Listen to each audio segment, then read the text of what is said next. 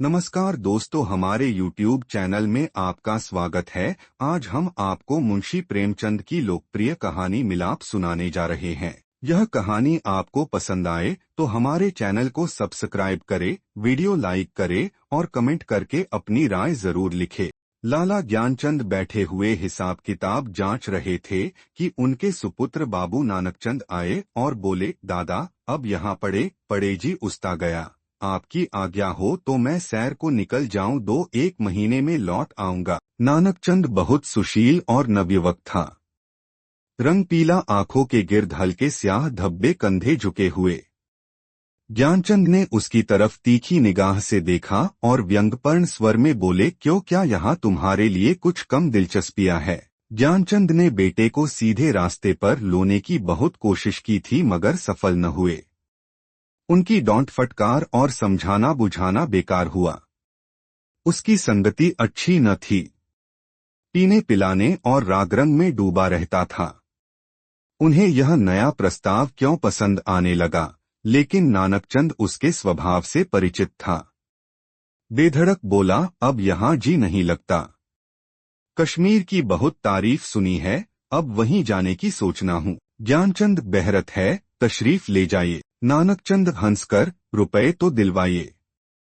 इस वक्त 500 रुपए की सख्त जरूरत है। ज्ञानचंद, ऐसी फिजूल बातों का मुझसे जिक्र न किया करो, मैं तुमको बार बार समझा चुका। नानकचंद ने हठ करना शुरू किया और बूढ़े लाला इनकार करते रहे, यहाँ तक कि नानकचंद झुंझलाकर बोला, अच्छा कुछ मत दीजिए, मैं यूं ही चला जाऊंगा। ज्ञानचंद ने कलेजा मजबूत करके कहा, बेशक तुम ऐसे ही हिम्मतवर हो, वहां भी तुम्हारे भाईबंद बैठे हुए हैं न। नानकचंद, मुझे किसी की परवाह नहीं, आपका रुपया आपको मुबारक रहे। नानकचंद की यह चाल कभी पट नहीं पड़ती थी। अकेला लड़का था, बूढ़े लाला साहब ढीले पड़ गए। रुपया दिया, खुशामद की और उसी दिन नानकचंद कश्मीर की सैर के लिए रवाना हुआ। मगर नानकचंद यहाँ से अकेला न चला। उसकी प्रेम की बातें आज सफल हो गई थीं। पड़ोस में बाबू रामदास रहते थे। बेचारे सीधे सादे आदमी थे, सुबह दफ्तर जाते और शाम को आते, और इस बीच नानकचंद अपने कोठे पर बैठा हुआ उनकी बेवा लड़की से मोहब्बत के इशारे किया करता। यहाँ तक कि अभागी ललिता उसके जाल में आ फंसी। भाग जाने के मंसूबे हुए। आधी रात का वक्त था। ललिता एक साड़ी पहने अपनी चारपाई पर करवटें बदल रही थी। जेवरों को उतारकर उसने एक संदूकचे में रख दिया था। उसके दिल में इस वक्त तरह तरह के ख्याल दौड़ रहे थे और कलेजा जोर जोर से धड़क रहा था। मगर चाहे और कुछ न हो, नानकचंद की तरफ से उसे बेवफाई का जरा भी गुमान न था। जवानी की सबसे बड़ी नेमत मोहब्बत है और इस नेमत को पाकर ललिता अपने को खुशनसीब समझ रही थी। रामदास बेसुध सो रहे थे कि इतने में कुंडी खटकी। ललिता चौंक कर उठ खड़ी हुई। उसने जेवरों का संदूकचा उठा लिया, एक बार इधर उधर हसरत भरी निगाहों से देखा और दबे पांव चौंक चौंक कर कदम उठाती दहलीज में आई और कुंडी खोल दी। नानकचंद ने उसे गले से लगा लिया। बग्घी तैयार थी, दोनों उस पर जा बैठे। सुबह को बाबू रामदास उठे, ललिता न दिखाई दी। घबराए, सारा घर छान मारा, कुछ पता न चला। बाहर की कुंडी खुली देखी, बग्घी के निशान नजर आए। सर पीटकर बैठ गए। मगर अपने दिल का दर्द किससे कहते। हंसी और बदनामी का डर जबान पर मुहर हो गया। मशहूर किया कि वह अपने ननिहाल गई। मगर लाला ज्ञानचंद सुनते ही भाप गए कि कश्मीर की सैर के कुछ और ही मायने थे। धीरे धीरे यह बात सारे मोहल्ले में फैल गई। यहाँ तक कि बाबू रामदास ने शर्म के मारे आत्महत्या कर ली। मोहब्बत की सरगर्मियां नतीजे की तरफ से बिल्कुल बेखबर होती हैं। नानकचंद जिस वक्त बग्घी में ललित के साथ बैठा तो उसे इसके सिवाय और कोई ख्याल न था कि एक युवती मेरे बगल में बैठी है, जिसके दिल का मैं मालिक हूँ। उसी धुन में वह मस्त था। बदनामी का डर, कानून का खटका, जीविका के साधन, उन समस्याओं पर विचार करने की उसे उस वक्त फुर्सत न थी। हाँ, उसने कश्मीर का इरादा छोड़ दिया। कलकत्ते जा पहुंचा। किफायतशारी का सबक न पढ़ा था। जो कुछ जमाज था थी 2 महीनों में खर्च हो गई। ललिता के गहनों पर नौबत आई, लेकिन नानकचंद में इतनी शराफत बाकी थी। दिल मजबूत करके बाप को खत लिखा, मोहब्बत को गालियां दी और विश्वास दिलाया कि अब आपके पैर चूमने के लिए जी बेकरार है, कुछ खर्च भेजिए। लाला साहब ने खत पढ़ा, तस्कीन हो गई कि चलो जिंदा है, खैरियत से है। धूमधाम से सत्यनारायण की कथा सुनी। रुपया रवाना कर दिया, लेकिन जवाब में लिखा, खैर, जो कुछ तुम्हारी किस्मत में था वह हुआ। अभी इधर आने का इरादा मत करो, बहुत बदनाम हो रहे हो। तुम्हारी वजह से मुझे भी बिरादरी से नाता तोड़ना पड़ेगा। इस तूफान को उतर जाने दो, तुम्हें खर्च की तकलीफ न होगी। मगर इस औरत की बाह पकड़ी है तो उसका निबाह करना, उसे अपनी ब्याहता स्त्री समझो। नानकचंद के दिल पर से चिंता का बोझ उतर गया। बनारस से माहवार वजीफा मिलने लगा। इधर ललिता की कोशिश ने भी कुछ दिल को खींचा और शराब की लत न टूटी और हफ्ते में 2 दिन जरूर थिएटर देखने जाता, तो भी तबीयत में स्थिरता और कुछ संयम आ चला था। इस तरह कलकत्ते में उसने 3 साल काटे। इसी बीच एक प्यारी लड़की के बाप बनने का सौभाग्य हुआ, जिसका नाम उसने कमला रखा। तीसरा साल गुजरा था कि नानकचंद के उस शांतिमय जीवन में हलचल पैदा हुई। लाला ज्ञानचंद का 50वां साल था, जो हिंदुस्तानी रईसों की प्राकृतिक आयु है। उनका स्वर्गवास हो गया और ज्यों ही यह खबर नानकचंद को मिली, वह ललिता के पास जाकर चीखें मार मार कर रोने लगा। जिंदगी के नए नए मसले अब उसके सामने आए। इस 3 साल की संभली हुई जिंदगी ने उसके दिल शोहदेपन और नशेबाजी के ख्याल बहुत कुछ दूर कर दिए थे। उसे अब यह फिक्र सवार हुई कि चलकर बनारस में अपनी जायदाद का कुछ इंतजाम करना चाहिए, वरना सारा कारोबार धूल में मिल जाएगा। लेकिन ललिता का क्या करूं? अगर इसे वहां लिए चलता हूं तो 3 साल की पुरानी घटनाएं ताज़ी हो जाएगी और फिर एक हलचल पैदा होगी जो मुझे हुक्काम और हमजोहल्या में जलील कर देगी। इसके अलावा उसे अब कानूनी औलाद की जरूरत भी नजर आने लगी। यह हो सकता था कि वह ललिता को अपनी ब्याहता स्त्री मशहूर कर देता, लेकिन इस आम ख्याल को दूर करना असंभव था कि उसने उसे भगाया है। ललिता से नानकचंद को अब वह मोहब्बत न थी जिसमें दर्द होता है और बेचैनी होती है। वह अब एक साधारण पति था जो गले में पड़े हुए ढोल को पीटना ही अपना धर्म समझता है, जिसे बीबी की मोहब्बत उसी वक्त याद आती है जब वह बीमार होती है। और इसमें अचरज की कोई बात नहीं है अगर जिंदगी की नई नई उमंगों ने उसे उकसाना शुरू किया। मंसूबे पैदा होने लगे जिनका दौलत और बड़े लोगों के मेल जोल से संबंध है। मानव भावनाओं की यही साधारण दशा है। नानकचंद अब मजबूत इरादे के साथ सोचने लगा कि यहाँ से क्यों कर भागूं। अगर लजाजत लेकर जाता हूं तो 2-4 दिन में सारा पर्दा फाश हो जाएगा। अगर हीला किए जाता हूं तो आज के तीसरे दिन ललिता बनारस में मेरे सर पर सवार होगी। कोई ऐसी तरकीब निकालूं कि इन संभावनाओं से मुक्ति मिले। सोचते सोचते उसे आखिर एक तदबीर सूझी। वह एक दिन शाम को दरिया की सैर का बहाना करके चला और रात को घर पर न आया। दूसरे दिन सुबह को एक चौकीदार ललिता के पास आया और उसे थाने में ले गया। ललिता हैरान थी कि क्या माजरा है।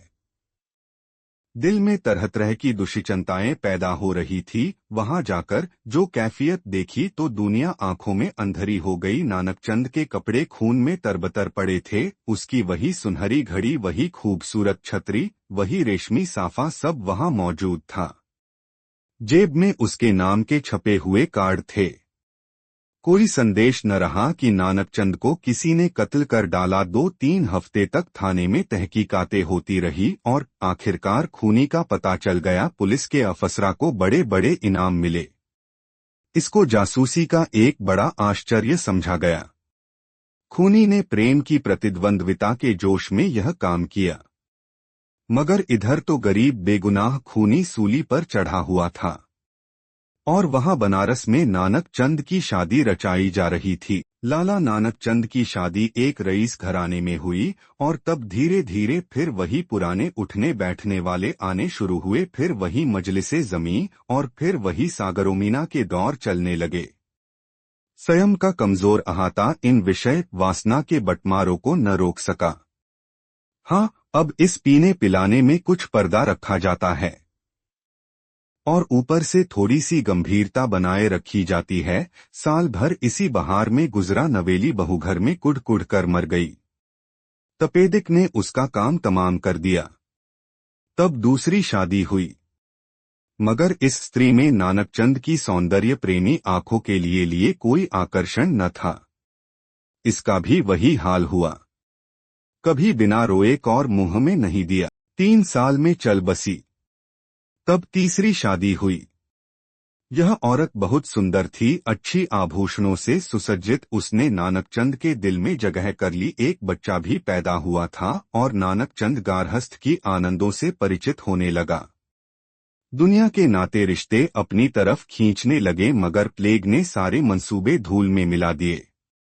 पतिप्राणा स्त्री मरी। 3 बरस का प्यारा लड़का हाथ से गया और दिल पर ऐसा दाग छोड़ गया जिसका कोई मरहम न था।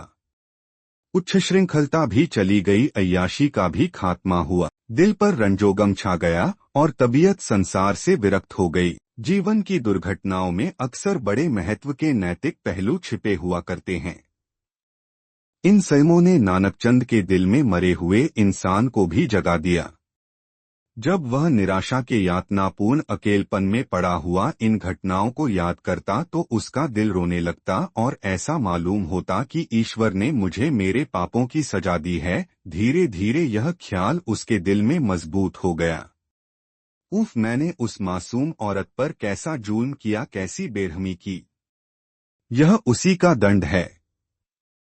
यह सोचते सोचते ललिता की मायूस तस्वीर उसकी आंखों के सामने खड़ी हो जाती और प्यारी मुखड़े वाली कमला अपने मरे हुए सौतेल भाई के साथ उसकी तरफ प्यार से दौड़ती हुई दिखाई देती।